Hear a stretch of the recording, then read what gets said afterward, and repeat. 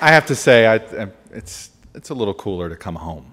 All right, to like do this at home. It's still coming to Miami. It feels like home, so I'm glad to be home.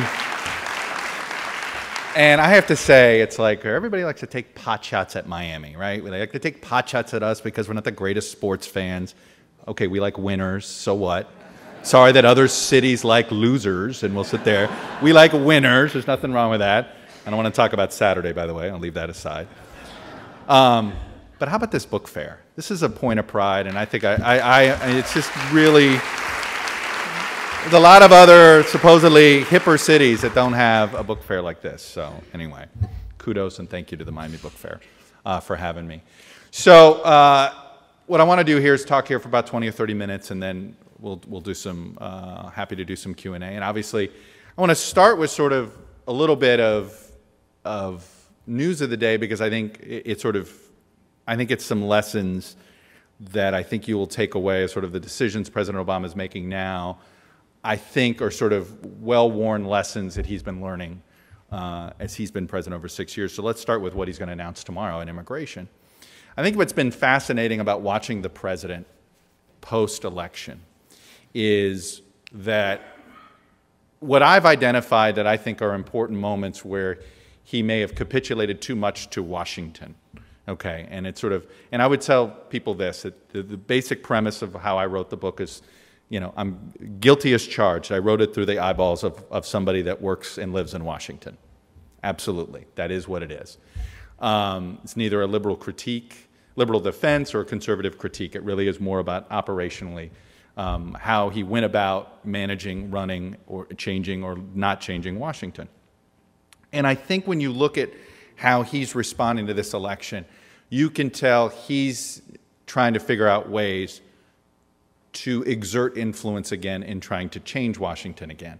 And I think there are some moments that he missed that I've identified in my book, and I'll go back at him. But I think when you see how he's reacting to this election, he feels, number one, as if he sold out to the Senate Democrat, whatever they asked. Think about this immigration decision. A year ago, Senate Democrats went to him and begged him to do this. Said, you've got to do executive action. Need you to do this. You've got to act. You've got to push this. Number one, we've got problems. The Hispanics are not trusting the Democrats on this. And number two, it'll put Republicans in the box. This is a way to put more pressure on House Republicans to pass a bill. Then in June of the election year, Senate Democrats, in fact, one of the same two people that went to him 6 months earlier and said, do this, begged him not to do it.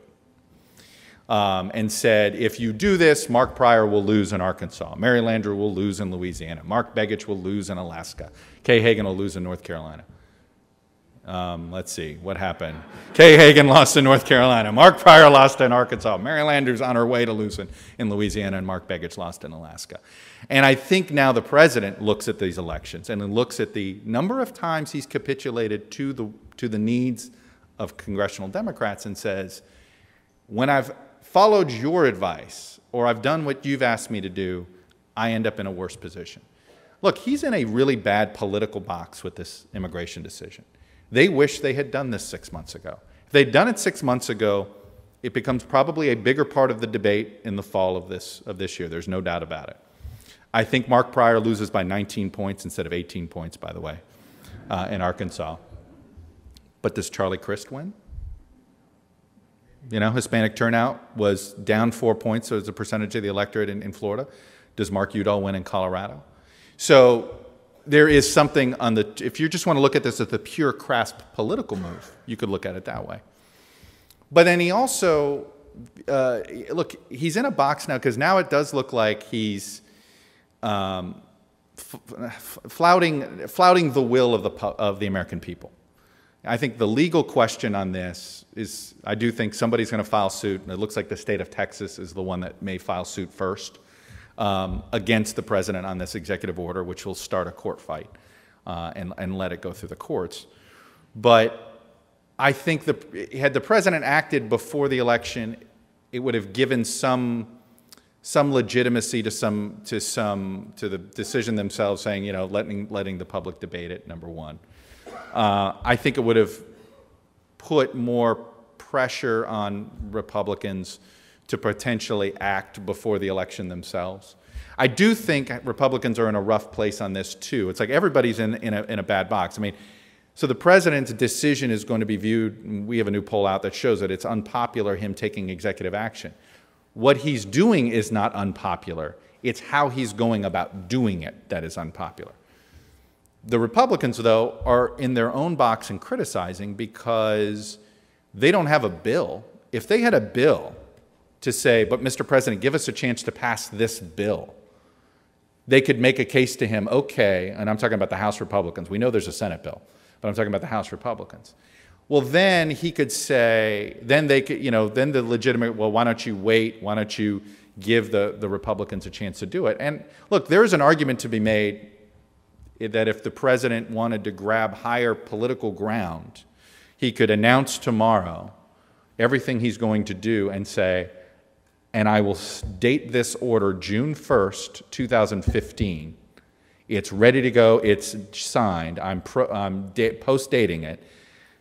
New Republican majority, you have 6 months to go do something and pass something so I don't have to do this. He could do that. But they've made the calculation that if they delay again, he'll lose more credibility with Hispanics, with activists who believe he's delayed too long, he's allowed politics to dictate this too long. So the president's frustrated that he's in this position in the first place, and I think it goes to the same, so some of the same, I would say his inability to change Washington sort of goes through the same road, and that road has been Congress. But it's not the place where you would think. It's not always with congressional Republicans. In many ways, it was capitulating to congressional Democrats. In one of the early stories, because this immigration thing is just sort of, to me, it's like the same tune. Very early on in the presidency, he has this spending bill that comes on. And I chronicle this very closely because I think it really sort of paints a picture of the challenge he faced in making a decision about how do you change Washington or do you try to work within the system. So he has this spending bill. It was a leftover spending bill that Democrats, remember Democrats had the majority in 07 and 08 as well. And they had the spending bill loaded up with earmarks, with pork, things the president himself was critical of. Remember, he was a loud voice in 08 saying, hey, I want to reform this process too. You know, he didn't let McCain sort of outflank him on this stuff. And he said, you know, I'm not going to sign bills that have earmarks in them. You know, this is not what we're going to do. Well, House Democrats, they had this spending bill that they wanted to pass, but they decided, nah, we don't want Bush to deal with it. Let's wait till we have a Democratic president to sign it.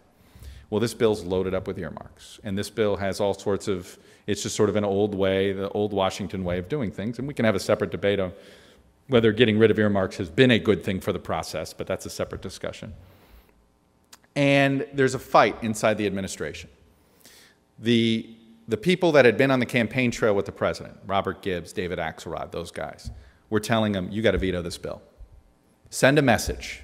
This is your rules. This is your Washington. You said you weren't signing bills with earmarks in it. Even if it's your own party, send the message. The Washington guys that he had hired in the White House, Rahm Emanuel, Jim Messina, people like that who sort of had Capitol Hill experience said, Mr. President, don't do that. This is a tough bill to swallow. You're not going to like it, but you know what? Do you want to pass health care? Do you want to do business? Let me tell you what happened to Bill Clinton when he took on congressional Democrats too soon. They turned on him very quickly, and guess what? He didn't get health care, and he didn't get a lot of big legislation passed. So the president, who one of the things that I think people underestimate about him is that he's an incredibly pragmatic and also very cautious person. He ended up siding with the Washington guys and said, okay, so he signs the bill, but then says, I'm not going to do this again. And, you know, you sit there and you say, it's early on, but, you know, you can set a tone early on, and you really only have one shot at setting a tone, particularly in Washington, if you want to send a message to Washington. You know, President Reagan fired the air traffic controllers, and that was this moment in his administration, if you recall that sort of, he set the tone. This is, no, I'm doing it this way. I think this was a tone setter. And it sent the message that congressional Democrats can roll them, whether that was the intended message or not. And then if you think about the entire process of health care was what? A process that Congress ran, not a process that the White House ran. So it all goes to, and I would say it's like if you were to look at sort of where did the initial, if you want to say mistake, if the error is he didn't change Washington, where did it begin? I think it began in that moment. Now, what the administration will tell me in defense of this decision, they'll say there's two paths you can go down when you get elected to Washington, when you come into Washington. There's you want to change Washington, you got to break a lot of glass to do it, break a lot of china to do it. But if you're going to go down that road, you're not going to pass a lot of stuff. You're not going to get big legislation done. Or if you want to get big legislation done, you're going to have to play by rules you don't like and you're uncomfortable with, but you can get something big done. I would argue that you could have tried to do both, but they went down this path of whatever it took to just get stuff through Congress in that first year. And I think it ended up setting a precedent and setting a tone that has made it harder for him ever since to manage Washington, for good or for bad, or however you want to look at it. I think and in that respect, it left some scar tissue. And I think because, and it's been interesting, I feel like I'm watching the presidents right now having, I'm not going to quite say it's a Bulworth moment, but he oddly feels liberated. He's like, well, I don't have to worry about Senate Democrats anymore. I don't have to worry about Nancy Pelosi and wondering if she's going to get the House majority anymore. I'm going to do it the way I want to do it. If they're going to run against me in an election, I'd like to defend myself in the election, which he didn't get to do this one. So there is sort of a frustration in him and a pent-up. So this is a new tactic and tone. The question is, does he stick with it? How long does he stick with it? And how does he go about it? And I think that tomorrow night's going to be very interesting. Now, I happen to think when it comes to, the irony of this immigration decision is the substance of what he's doing, everybody is for. There's not a lawmaker in Washington, when you ask them in a private moment, well, what are you going to do with these? You're going to deport them? No, we're not deporting them. We're going to give them, there'll be some legal status. Okay, well, that's what he's doing. So this is sort of one of these weird, and that's why it's going to be, we in the media are going to cover it probably stupidly as always. But we're going to cover it as if it's this be-all, end-all, that it's going to, and it could, look, this could be the, where Republicans say, you know what, we're not working with them, that's it. And they'll use this as the excuse to say, and we basically, the groundhog saw his shadow, we have another 2 years of gridlock. But I happen to think that it's going to be, he's going to put it into law. The bad news is it's going to take Congress even longer to actually pass a law to basically overwrite the executive order. Because I just think the politics of immigration inside the Republican Party is just a mess. Already you have some that want to go for the jugular, try to cut off funds, challenge him in impeachment and all this. And you have others that say, you know what, House Republicans ought to pass a bill, ought to pass a philosophy here, don't lose your head, let cooler heads prevail. And still others say, you know what, let the lawsuit, let somebody file a lawsuit, let the courts decide this, and go figure out another path. But I don't think whatever the president does is ever going to get undone.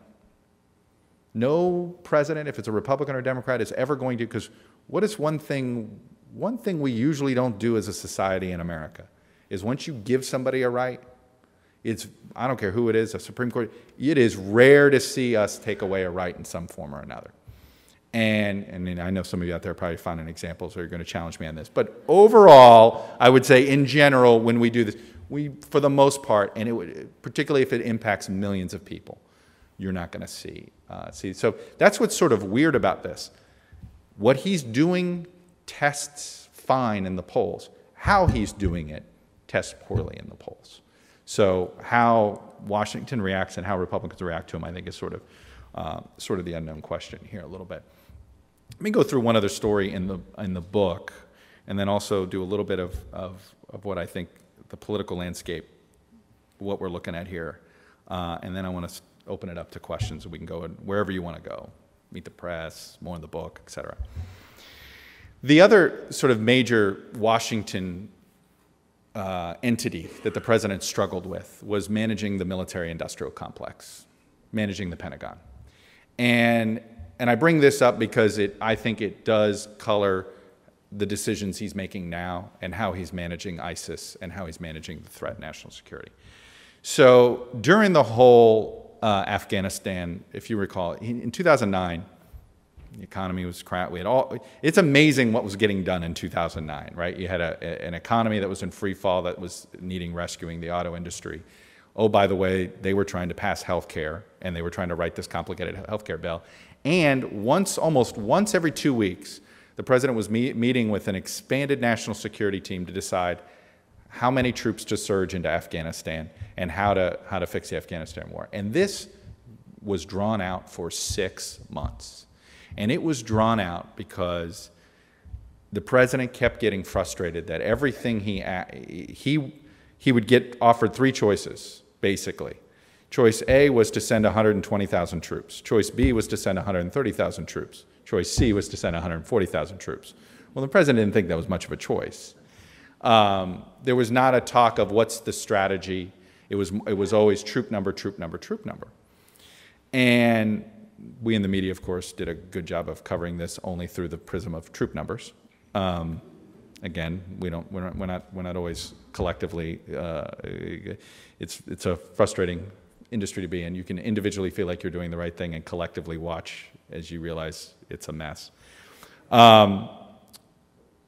But he felt as if there was no debate, that he was being told, well, the generals want this, and they want this, and this is what you're going to get. And throughout the whole debate, everything would leak out based on some troop number that the Pentagon wanted, but not from the president's side. And whether it was General McChrystal, and he had a number that he wanted, and it would leak out, or something would leak out that Hillary Clinton was actually for a number that was higher than what the Pentagon was asking for. But it was all felt as if it was designed to push the president. You're gonna send more than 100,000 troops to Afghanistan, period, whether you like it or not. And it is what he decided on. At the end of the day, that's what he ended up doing. He sent 130. And the original ask was 140. They got 140 because 10,000 came from NATO, non-U.S. countries. And yet, as he announced that plan, and this was another case where he went along, even though he didn't. By the way, Joe Biden, it was interesting the role Joe Biden played in that debate. And the question I don't know for sure, and I can't get Biden to answer me on this, was he was the guy that kept saying, "Are you sure? Why don't we just do a small footprint, 15,000 troops in counterterrorism, rather than this counterinsurgency program that would call for over 100,000 troops?"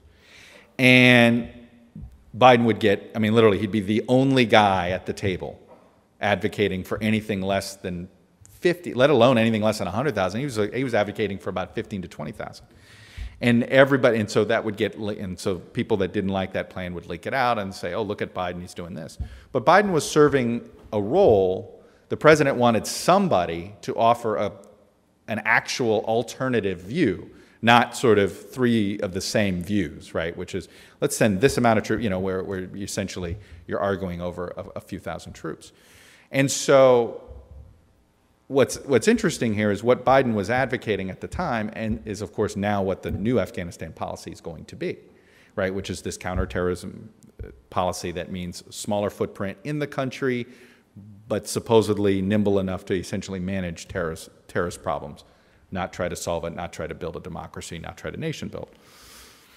But the president went along, and he went along with that effort at the time, and you get the sense, and as I was reporting throughout this book, that he regrets it, that he doesn't see what 140,000, 130,000 troops got him any more than an extra 15 or 20 would have gotten him. And the reason I say that he sees it and wonders, because as you have generals that are advocating for more troops to deal with ISIS and more troops, whether it's in Iraq or more troops, just know it's it's his history of going through this with Afghanistan and going through this with the surge in Afghanistan and hearing all of these, if you don't have this many troops, this is the only way it's going to work.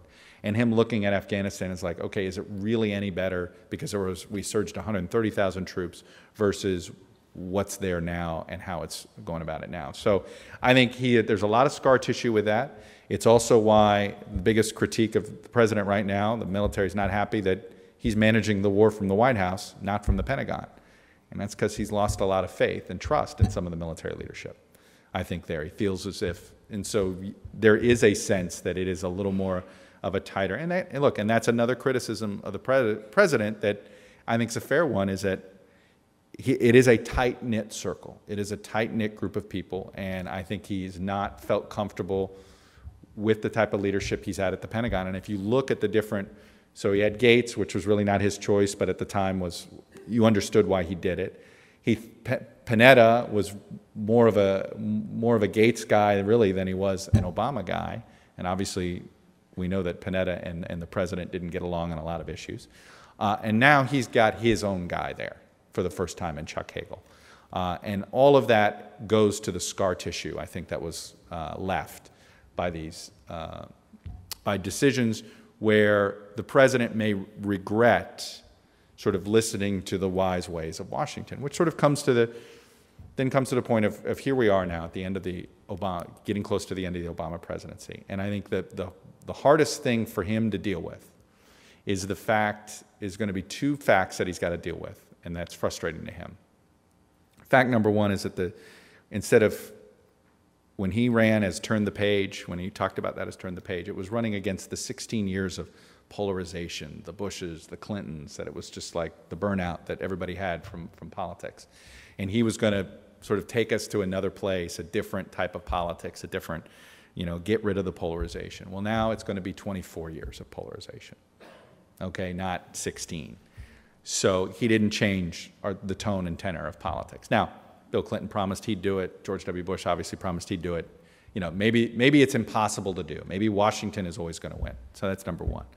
And I think the second undeniable fact he has to deal with, and this again arguably is not necessarily was in his control, is the Middle East is more chaotic today, and it'll probably be in more chaotic situation when he leaves office than when he took office.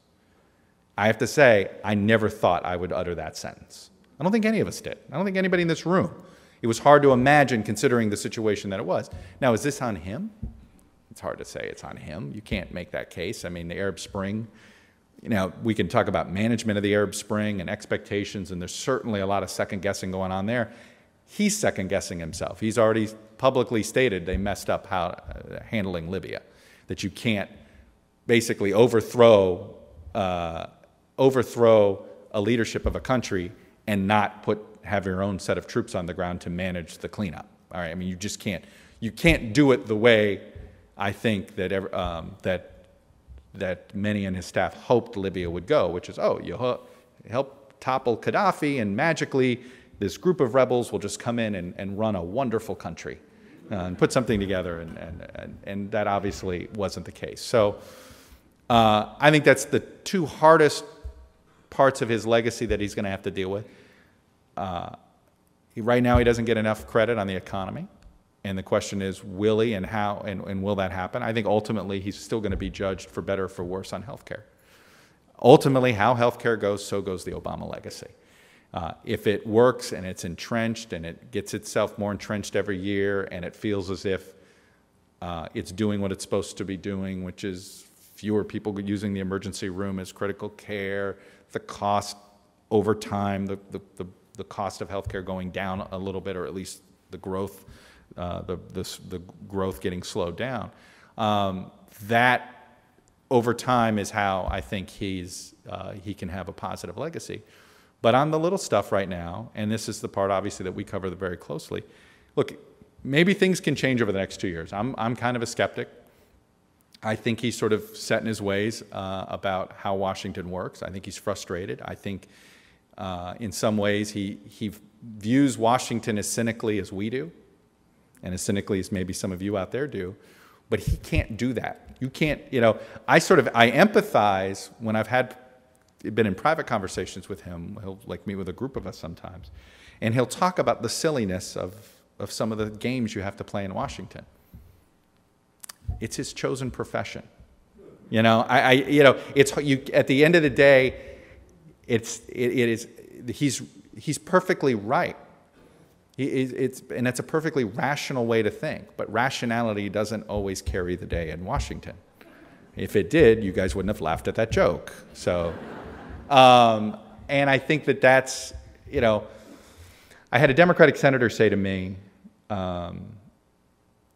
that they regretted supporting Obama over Hillary. And I said, why? And he said to me, he goes, because I didn't realize he hadn't climbed the greasy pole of politics. And I thought it was an interesting term. By the way, saying that in Miami, it's a whole different story, right? Notice one thing I always stay away from. I never like to talk about Miami politics. Because, man, that's a whole different story. It is unlike anything in the country. But I think what the senator was saying is that he didn't realize somehow how hard some of the backroom trading of politics, the art of politics is sometimes. And he doesn't love it. He likes campaign politics. I think sometimes when some of us smartasses in the media, you know, criticize him for his lack of love of politics, he likes the campaigning part of it. And he likes the engagement with real people part of it. What he doesn't like is the backslapping, the massaging of egos, that part of it, which, by the way, again, I'm with him. Who would like that? None of us like that part of any of our jobs, right? When you have to play politics in your own life, and you have to play politics in your own job sometimes, and you have to say nice things about somebody who you know is a moron. But, you know, he chose that profession. This is the profession he chose. So I think that, you know, he brings a remarkable amount of talents to this job. And I think the most important characteristic he brings is temperament. I think that there is a special temperament you have to manage to be president. You know, you have to, and his coolness. It's funny how some things can be both an asset and a liability. In this case, it's a total asset in moments of crisis. It can become a liability every once in a while. So there's a good story I tell in here. So Robert Gibbs, during the oil spill, he says to the president, Mr. President, you got to get mad. You got to show your anger. And he said, and how much oil is that going to clean up? And he said, it's not going to clean up any oil, but it's going to buy you time and space and get a whole bunch of people off on my back. And so he did it. He got angry, you know, and if you guys vaguely remember, it doesn't do that very well. You sort of know when he's sort of faking it. But, you know, it's a classic example of where his mismanagement of the theatrics of something cost him an opportunity to perhaps get credit for, I think, in hindsight, managing what could have been a total and complete utter disaster into, I have to say the oil spill, I have to remind people, oh, right, yeah, you know, well, that was not an insignificant event in 2010, especially when Stephen Chu, the energy secretary, who came up with the, hey, look, I've got a way to get a live video feed of the spill, which was great for the people trying to close the pipe. It was horrible for the White House because we on television just kept showing it. Do you remember that? It's funny, you know, the president doesn't do Oval Office addresses anymore. They've done one. And the one Oval Office address he did was on the oil spill. Well, it's known as the single worst address he's given. They think it's the anti-gold standard for the speechwriters of like what's the worst address they've done for the president, what's the worst one he believes he's done. But it was terrible because the minute he went on, he started speaking, and what did we all have? That feed of the oil spewing out of the bottom of the Gulf of Mexico. And so it obviously, nobody was listening, you know, to what he was saying. So look, and it sometimes can sound petty, by the way, when we're sitting here critiquing the theatrics of the presidency and this or that. But the fact is, it all goes hand in hand, right? You can't get some of this stuff done on Capitol Hill without some theatrics. You can't get the time and space you need, especially in this new age. Look, we live in a bizarre time in media. And I do, one of the caveats I leave at the end of the book, I'm not pretending this is like the be-all, end-all. At best, I hope it's a second draft. If daily reporting is the first draft of history, I hope I'm providing a second draft for somebody else in 5 years to do something much better. But one of the caveats I offer is, do we live in a climate right now where it's impossible to stay ahead of events, where any president that would be serving right now would be because events feel like they control him, that he doesn't get to control events. But is this the case, is this the new normal? Where that's the way, any new president is going to have to say to themselves, you can't manage the press anymore. It's impossible to manage it because you've got all this incoming all the time, and there's an expectation that whatever the crisis is in the world, the president has to have an opinion, the president has to do something. Maybe that's what this is, and we live at a time where it's impossible to manage. But I do think the next president is going to look at this presidency and say, number one, is there any way to manage that climate? I don't know if there is. The second is, I think they're going to take the lesson from Obama and say, not only do you I think the next president's going to try to do even more in their first 2 years. I think when you look at the Obama presidency, basically any legislation he got done in the first 2 years. But what didn't he get done? He didn't get climate change, cap and trade done. He didn't get immigration done. What's he still dealing with? What are the two other big issues he wanted to get done, right, that he's still trying to deal with? Those two issues, which he probably could have jammed through in hindsight if he had done it when he had, it's fleeting. So I think you will see the next president try to have try to do even more in those first 18 months than even this one did. And this one, of course, circumstances drove some of it with the recession and the bailout and the auto bailout. But I think that that's going to be another lesson that is taken away. So with that, I would like to stop here, before I lose you, and open it up to some questions. So get in line here. I think is it just a center mic? But get in line, ask away anything. Doesn't mean I'll answer it. And you don't have to applaud, but I appreciate it.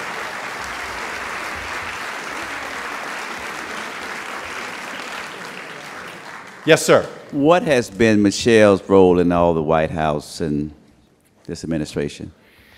Well, there's a couple of things. I mean, number one, it's interesting. She's very much, she's not very involved with the staff. She's very involved sort of as an advisor to him. That's probably the best way to put it. Her eyes and ears are Valerie Jarrett.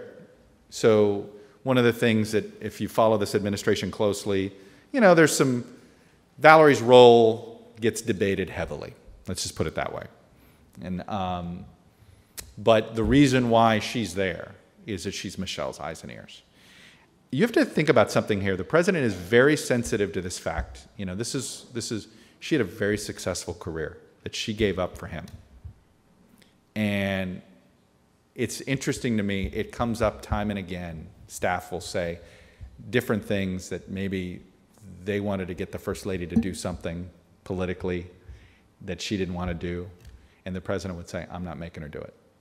And he would say, look, it's interesting to me, and I say this, I know the same conversations I have with my own wife, who is dealing with my 2 kids tonight while I'm not there. So it is not lost on the president how much Michelle had to give up, how much she can't do some things perhaps that she'd like to do, because anything might be viewed, Hillary, for better or for worse, Hillary Clinton set back. She didn't mean to do this, but when Hillary Clinton was an activist first lady in those first 2 years, trying to be a West Wing office, obviously it didn't play well, and eventually she took a back seat and started doing more first lady social-like duties in the second half of Clinton. And both Laura Bush and Michelle Obama basically have said they're going to the Barbara Bush model, right? And just sticking to talking about issues that are non-controversial, healthy school lunches, obesity, military families, as far as Michelle is concerned, all because they don't want to create political problems. I mean, Hillary caused Bill Clinton political problems, for better or for worse. But that's pretty frustrating, I think, for the First Lady, for what it's worth. I want to ask a very different kind of question. Okay. One of our congresswomen, Ileana Ross-Layton, I want to get your opinion on, so curious, and I have to say I'm a Democrat, so although I did vote for her, is curious on your thoughts on why they stripped her of her chairmanship as sort of the only woman, a Latin woman. Certainly gave them good press. I don't know. I don't know. Was she term limited? They do have the term limits. I don't. Yeah. No, but I mean, she was. They had made her the. She was right. The chairman of the foreign. She was foreign relations, right? And so they stripped her of that 2 years ago. Now she did support the getting rid of. I think she was the only Republican sponsor of getting rid of the Defense of Marriage Act. And Correct. I don't know if that's the reason. And it actually was big news on your station they were talking about it last night. Or if it was that maybe they didn't think that she was competent to be in that position because everything going on? Or if they do have term limits, for what it's worth, on chairmanships inside the House Republican, which I think, by the way, is a healthy thing. It's one of those things Democrats should too. You know, where you're giving more people a shot at becoming ranking member or chairman of various committees. So I don't want to assume. So it could be on that front.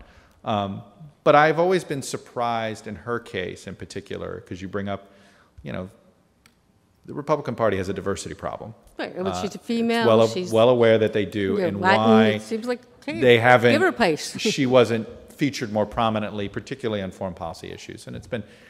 All that stuff, it's usually not an ideological reason. It's usually some sort of small bore politics that cost her somewhere. Maybe she and Kevin McCarthy don't get along. Maybe she and John Boehner don't get along.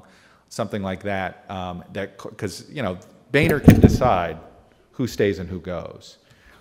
So she must not have a ally in the leadership in a way that she would need, because she should have a lot more seniority. I mean, I think she is, correct me if I'm wrong, is she now the most senior member in Florida, or is Micah? It's pretty close.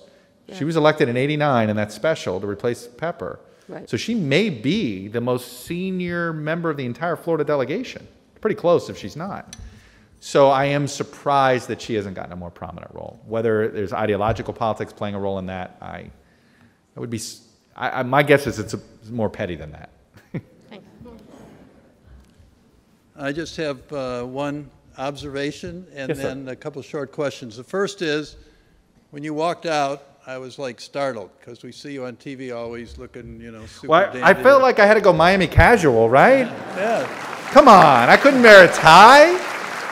Who's wearing a tie in this room? One. You're the one guy. I did a California version. They do the same. Nobody really, only us idiots in Washington wear ties all the time. Well, my grandmother once told me, I went on C-SPAN once without a tie.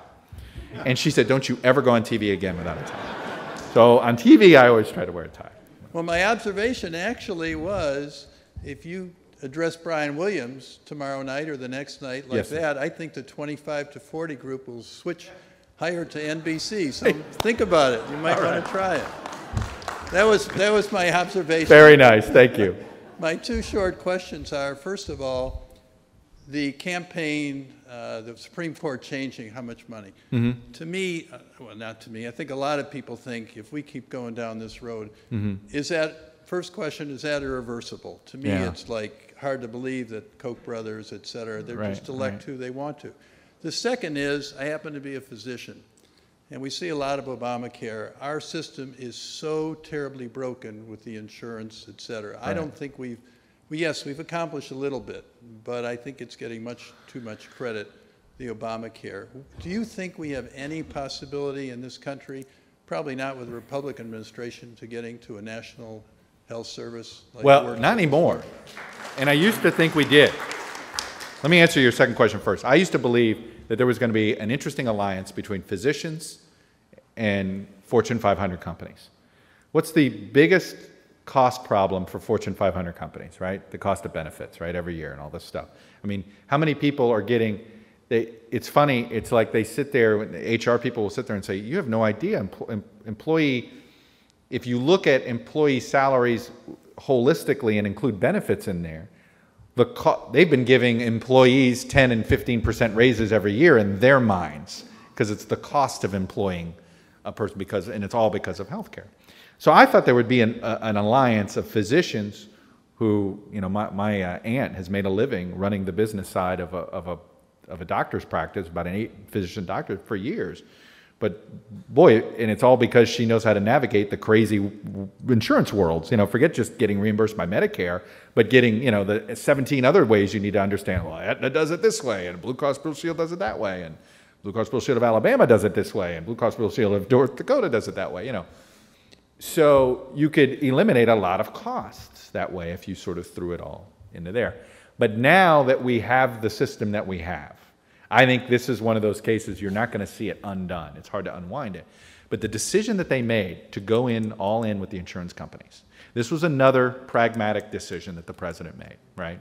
For better or for worse. But they made it for a political decision. And the reason was, who did more to kill Hillary Care than any other part of than any other entity in the healthcare world? The insurance industry.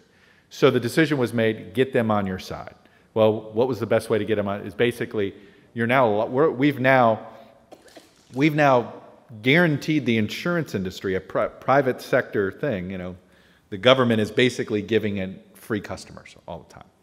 So I don't know how you unwind out of this, because we've now almost codified the insurance industry, right? We've essentially made the decision, because, by the way, this debate isn't settled inside the Republican Party. Is health care a right or a privilege?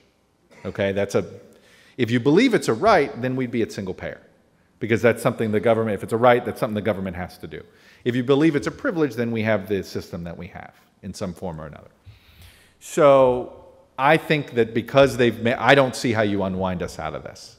I think there's too much, when you look at the power of the insurance industry and you look at all the ancillary things. So I think this is the system we're working inside, and so it becomes where it's about how effective is government regulating. Now, your other question was on money and the Citizens United. I think as long as money is speech, then the only way out of this is what I think is the NASCAR approach. And I say it this way, where you do a couple things. Number one is you bring the money in, okay? So go with the instant disclosure, instant transparency, and unlimited. So Congressman Joe Schmengi wants to have one donor that gives him $10 million. Go right ahead. However, for any donor, you could do something like this, and this is something that Congress could legislate this tomorrow, and the Supreme Court, it would be within the rights. Anybody that donates more than $100,000, you have to mention their name in every single TV ad that you air. Right? So I'm Joe Schmengi, and I approve this message, which was paid for by, the Koch brothers, or paid for by Tom Steyer. Now, if you set those limits, what do you think would happen? Eventually, people would give no more than $99,999, right? They would give it. So you would create a market. You would, create a self-limiting market to do that. I don't think we're going to get a constitutional amendment. I just don't see how trust me, the politics of that, and the Democrats have lost state legislatures for so long. I mean, going through that whole process, I don't see how they. But the other way to fight back on this is that I do wonder at one point, do the candidates themselves start fighting back? I can't tell you this time, I had more candidates, Republican and Democrat, complain to me about the outside groups more than ever. And the question is, will even the winners, usually it's very hard to get winners to change the rules, right? Because if you've won under the current rules, why wouldn't you want to keep them? But we are coming to a point where this money thing is crazy. Do you know in 2000, and remember the 2000 election was somewhat controversial in the state of Florida. I don't know if you guys know that. It's a little bit, it was a little controversial. Do you know in that campaign collectively, Bush and Gore spent $130 million collectively on the general election? They abided by the limits, $130 million. Man, the word got out. Well, not to Palm Beach, but the word got out. Do you know that Obama and Romney collectively, just the two of them, I'm not even talking about outside groups, $2.5 billion that they raised and spent. $2.5 billion. We are getting to crazy money. And oh, by the way, we just spent more money on a midterm election than in our history. And we had the lowest turnout in 70 years. They're not buying the dog food. All right? That's a separate conversation. But this money thing is sort of totally out of hand. And what it really is doing, the unintended consequence that it has is we get bad candidates. Because you have to be an idiot to want to run in this environment. Smart people don't. I mean, I hate to say it. I feel like I spent a lot of time interviewing these candidates over the years when they were running, when I was back in my old jobs. The collective IQ of the new people in Congress goes down 10 points every year. And I can tell you it's because I meet people all the time that say, I would run, but I don't have a sugar daddy to spend this to start a super PAC, or I'd like to run on these issues, but apparently I can't because this is what's going to be the issue. It is the whole system. This is the part of it that's truly broken. And I think it's having an impact on the type of people we even run for office. It's not just money, but it's sort of like, it's part of it. And there has to be a come to Jesus moment, and it hadn't happened yet. But I can tell you, the thing that pleasantly surprised me was how many Republican candidates this time who were benefiting, they thought, from it, were just like, this is, we're tired of it too. So, we'll see. I mean, I think, let's see how the presidential plays itself out. But maybe we'll get to that tipping point. Yes, ma'am. Chuck, Yes. and I feel I can call you Chuck because you seem like the kind of person who would... Call me whatever you want. On Twitter, they really do. Thank you. I appreciate your coming and talking to us so candidly. My name is Suzanne Lasky-Gerard. As a former NBC news reporter, I remember we used to bend over backwards and were chastised if we didn't show both sides, be extremely fair. And I have always trusted NBC because of that. Yet this summer, in reporting on the Palestinian-Israeli war, I did not find fairness with NBC. True, I didn't find it with the others either, but I have higher expectations of NBC. Wow. I don't suppose this is something you really are allowed to talk about. I have heard people say that Arab money talks. I hate to think that. I certainly wouldn't all want I would to. say, I hear it. Look, all I would say on this is, and I'm not going to try to play, well, we get it from both sides, but we do get it from both sides on this. And, there's plenty of people who think that we don't show enough of the Palestinian carnage. And then there are people that say we don't show enough of the terror that Israelis live under due to Palestinians. So there's some issues I think that are no win for how, I think no matter how we cover it, we're going to hear, because there are groups that immediately jump on us no matter what we do. I know the incidents in particular that you're talking about. All I can tell you is the good news is there's been a lot of robust debate internally about how we cover this going forward. So I'll leave it at that. Okay. Fair enough? You got it. Thank you for being here. You alluded to the disjuncture between what some of the president's most vociferous opponents are willing to admit publicly and what they're kind of willing to concede is reasonable privately. And this seems to me like emblematic of a broader disjuncture, right, between what is essentially a moderate country and then some of these more shrill voices who seem to focus on things that are utterly irrelevant. And so I wonder, like, given your... And a media that gives them too much opportunity to only hear the shrill. That's right, yeah. So I wonder, given your vantage point, and of course I look forward to reading your book to find out the bigger answers, but can you identify some structural causes? I mean, we had 40% voter turnout in the last election in Florida. That's common everywhere. money in politics is another thing. But are there other structural things like the death of investigative journalism? I think there's a number of things that have gone wrong here, and we identified the money issue. I think that, by the way, the crisis in journalism when it comes to covering politics is more acute on the local and state level than it is on the national level. I think there is plenty of coverage of national. You can't say, we can set the whole Gruber business aside. The most well-covered piece of legislation perhaps in the modern era was the health care bill, okay? People know a lot more about that piece of legislation than any legislation that's passed in this country in the last 50 years.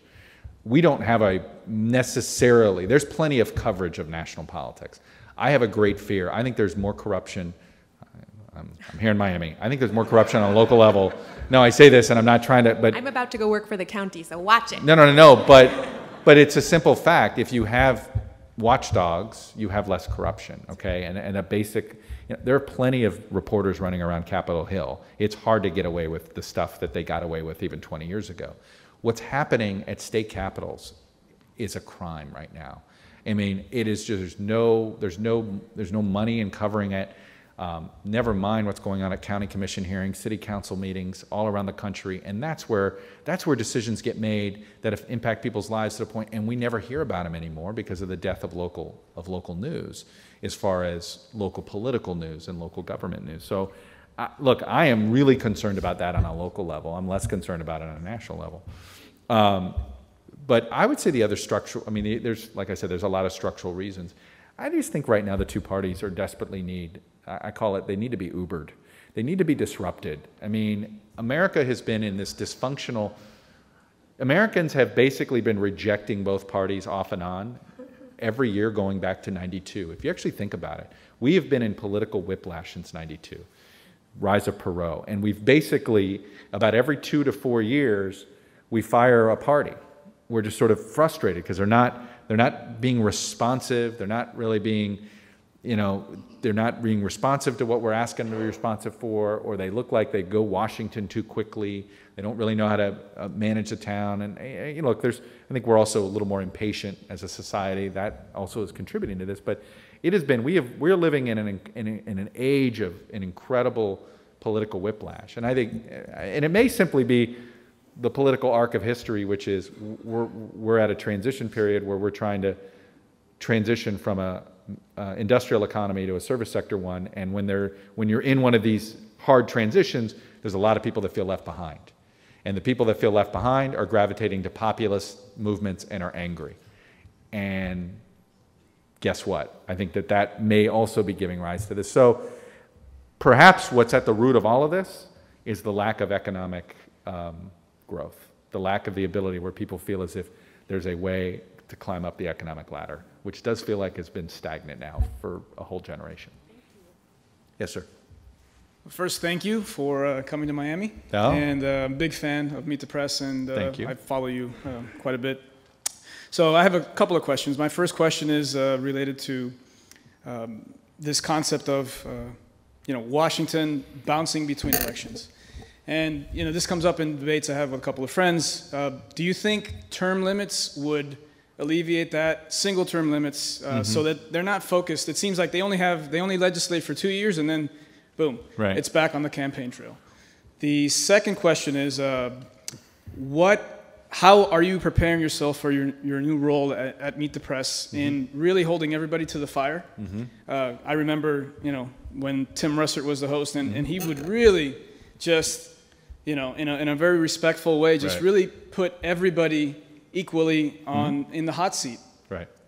Well, let me answer your first question there, and then first of all, there's no preparation other than more preparation when it comes to Meet the Press, a little bit. Sorry, I'm losing Term limits. Term limits. Thank you. If you look at states that have enacted term limits at the legislative level, let's go right here in Florida. Is there anything more ridiculous than 6 years in advance knowing who the Speaker of the House is going to be? I can't think. It is no more ridiculous. It is no longer, the state legislature in Florida is no longer a democratic exercise, small d democratic exercise. It is almost like I mean, it's just sort of like they have a committee meeting every 6 years, and they like, Don, you, my friend, get to be the speaker in 6 years. Oh, by the way, lobbying community, get to know the man who's going to be speaker for. It is. Here's what it's done. What term limit? The unintended consequence of term limits in California, in Florida, and the places that enacted it, is it's put more power into the lobbyists. Because guess who's not term limited? The lobbyist. The lobbyists, they stay. So term limits is appealing until you see it in practice. And so I understand the frustration with it. Frustration with, God, can't you change people? I think, look, things got done when you have swing voters, when every single politician has to deal with a swing voter. Okay? That's when compromise happened. All right? Who are the politicians most likely to compromise? The ones that have to win over a share of the middle of the vote. So if that's what you want, and you want to see more sort of like, okay, look, I'm a believer, there should be some conservatives, there should be some liberals, there should be some moderates, there should be, moderate R's, moderate D's, and, the whole point is you want the conservatives and liberals to sort of, they throw out the principled ideas, maybe the guys center left and center right figure out, okay, how do we concoct this into legislation that will actually, that the country will be comfortable with, right? I mean, that's sort of how my dad had a more simpler way of viewing politics. He said, I want the Democrats to come up with the ideas and Republicans to implement them. I don't trust the Democrats to manage them, but I don't trust the Republicans to come up with them. That was sort of, like, he had a very, he'd be like, make Democrats come up with the health care idea, but make a Republican manage it, type of thing. But I understand the mindset, right, which is this idea that we functionally want the country to sort of have all these ideas, but somehow meld them. Every once in a while we want that conservative perspective when it comes to maybe getting a little tougher on what entitlement cuts to make. We want that more liberal perspective when it comes to maybe some sort, whatever it is, but you bring that together. But we don't have a system where most of these guys have to face swing voters. Let me give you a statistic that is just, so according to the exit polls, 80% of the country, of people who voted, disapproved of the job Congress was doing. 85% returned. How about that? We have something wrong with our voting system if 80% thinks it's wrong and 85% returned. So I think I personally would like to see more candidates have to deal with swing voters, have to appeal to swing voters in some form or another. You just are going to get a different type of legislating and a different type of model. Now, as for preparation for, look, one of among the things that I hope to do is I want to sort of bring back the longer interview. I think it's harder in this day and age to book than ever. One of the toughest things, you would think everybody would want to be in Meet the Press. It's actually been a lot harder, and that's been the most shocking part of this job, is actually a lot of these guys don't want to come on because they don't want to go through, they don't want to go through a tough interview.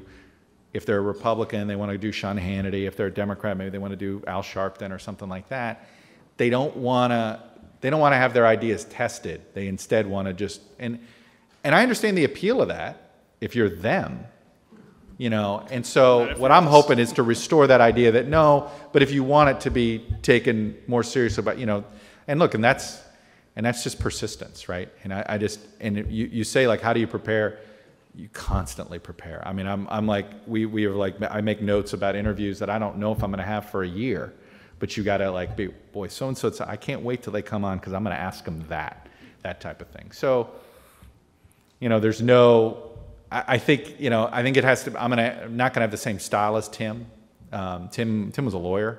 So he really, and trust me, I want to do a little lawyer training. I think there's nothing wrong with that, I'm not a lawyer, but everybody plays one on TV every once in a while. But I do believe in sort of, it's more of I think the way I want to evolve it is, I think there's an expectation now from the viewer that says, please call BS or talking point when we all know what they're doing. And it's hard to do. I'm not going to sit here and say this is an easy, but it's sort of like, and when you do that, you got to do it for everybody, and in how you do it, because I also want to be responsible. I do think somebody ought to be able to get across their point. They have a spin. Let them say their piece. One of the things I want to try to do is maybe I'd say it for them. Hey, don't waste we know you're this. We know this is your set of talking points. Let's go beyond it. So there are different ways I want to get around it, with both being respectful, because I do want Meet the Press to still be I sort of see it as, I want to know that you guys are sitting back on your couch with your cup of coffee. Not necessarily, it's not about gotcha moments.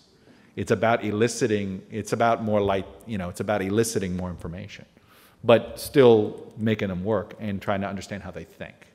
Thank you. Let me go next. How many we got? 3 more? I will speed up. I'll speed up my answers. Yes.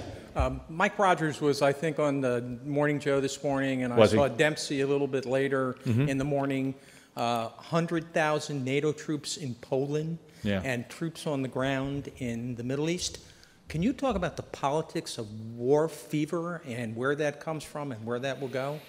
Well, look, I think we're actually not, it's funny you say that. I mean, look, there's definitely one of the few places where there is sort of ideological diversity in the two parties is in the area of foreign policy.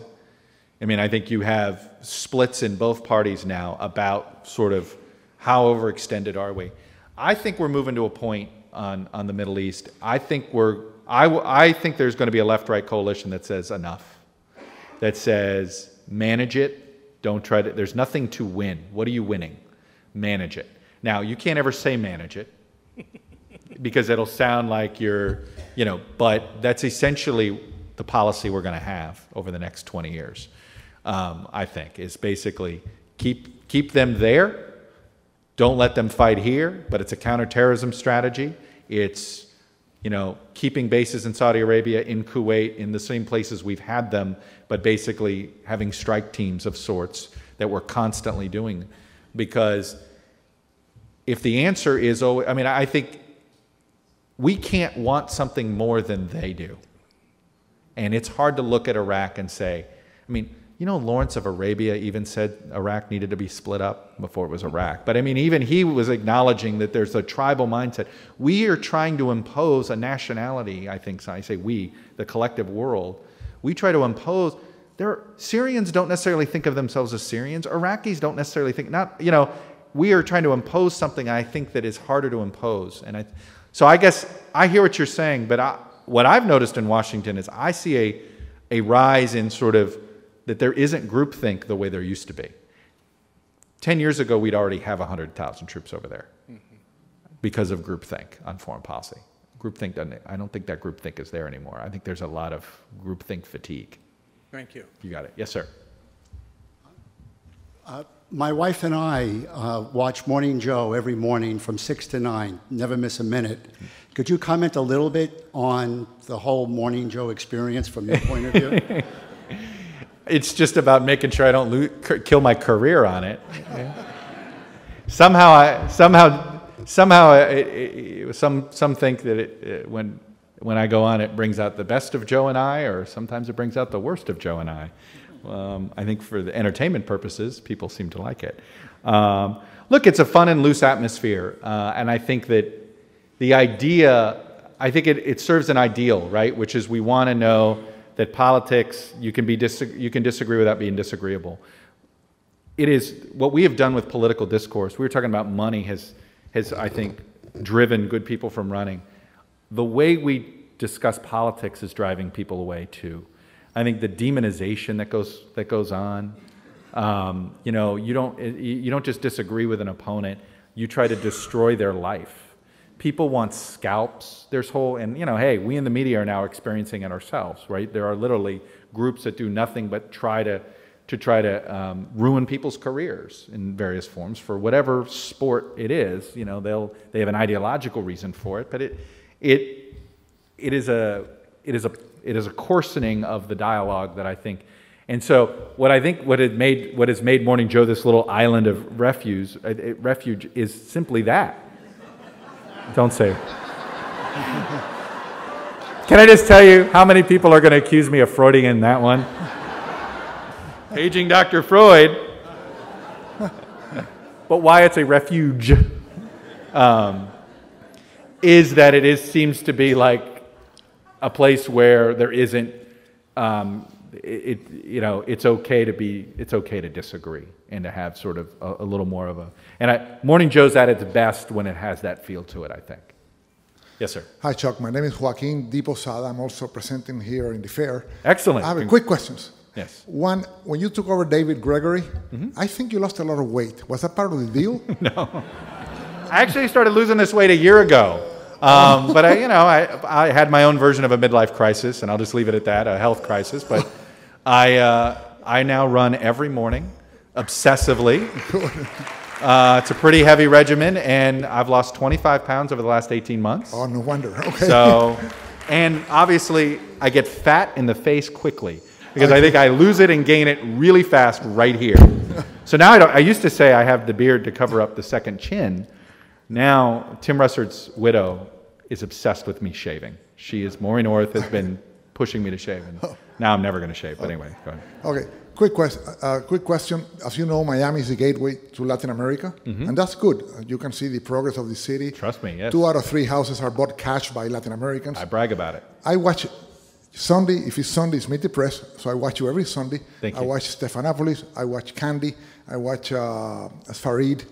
But that's a busy DVR you got going on there. Yes, exactly, because I play tennis, so I have to.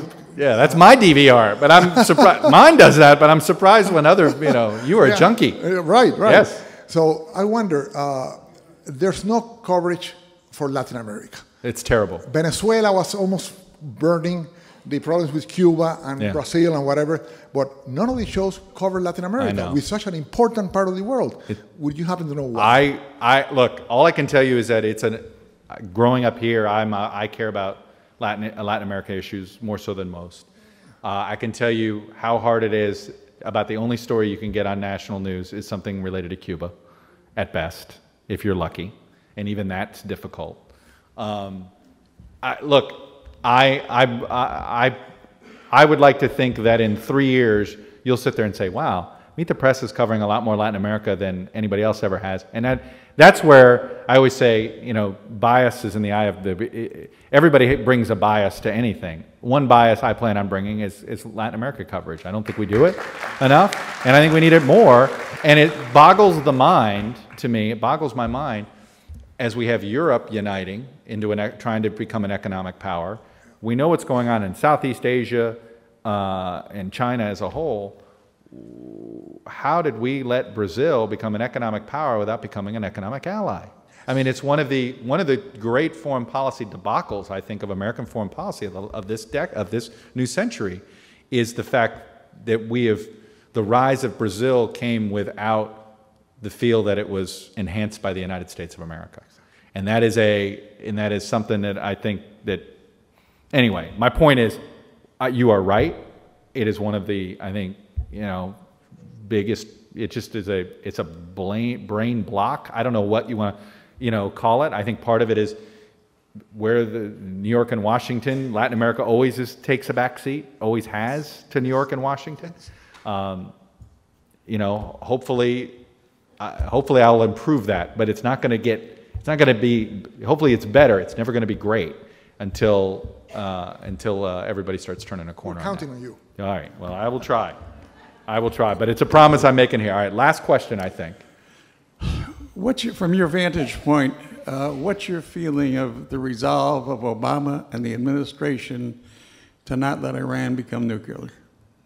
How do you define nuclear?